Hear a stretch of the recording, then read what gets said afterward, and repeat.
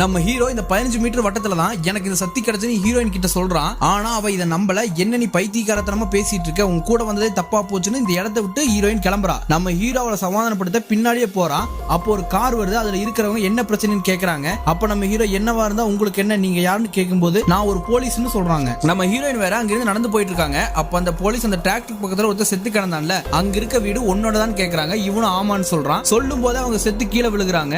ஏன்னா நம்ம ஹீரோவை விட்டு 15 மீட்டர் தூரத்தை தாண்டி போயிட்டா. அந்த போலீஸ்காரங்க செத்து விழுந்ததை பார்த்து நம்ம ஹீரோயின் பயந்து ஓடுறான். ஆனா நம்ம ஹீரோ கொஞ்சம் இரு, நான் உனக்கு ப்ரூவ் பண்றேன்னு சொல்லிட்டு அந்த இடத்தை விட்டு கொஞ்சம் தூரம் தள்ளி கூட்டிட்டு போறான். அங்க ஒரு ஆடு இருக்கு, நான் இத பக்கத்துல நிக்கிறேன், நீ என்ன விட்டு 15 மீட்டர் தள்ளி போ, என்ன நடக்குன்னு பாருன்னு சொல்றான். அதே மாதிரி ஹீரோயினும் 15 மீட்டர் தள்ளி போனதும் அந்த ஆடு செத்து கீழே விழுகுது. இப்பதான் நம்ம ஹீரோயினுக்கு நம்பிக்கை வருது. அதனால இவனை கூட்டிட்டு போய் ஹாஸ்பிட்டல் செக் பண்ண போறாங்க. அந்த ஹாஸ்பிட்டல்ல இவனோட ஃபுல் பாடியை செக்அப் பண்ண டாக்டர் இவனோட உடம்புல எந்த பிரச்சனை இல்லைன்னு சொல்றாரு. அப்ப நம்ம ஹீரோவை தெரியும் அங்க நிறைய போலீஸ்காரங்க வராங்க. ஏன்னா வரும்போது ஒரு போலீஸ்காரி செத்து போனால அவ கடைசியா போன்ல பேசிட்டு இருக்கும்போது லியாவ்னு சொல்லி இருப்பா. அந்த இன்ஃபர்மேஷனை வச்சு ஹீரோவை தேடி வந்திருக்காங்க. இப்ப அந்த இடத்தை விட்டு நம்ம ஹீரோவும் ஹீரோயினும் ஒன்னா ஓடுறாங்க. 2 பேரும் தனியா பிரிஞ்சாங்கன்னா இந்த ஹாஸ்பிட்டல் இருக்க மொத்த பேரும் செத்து போயிருவாங்க.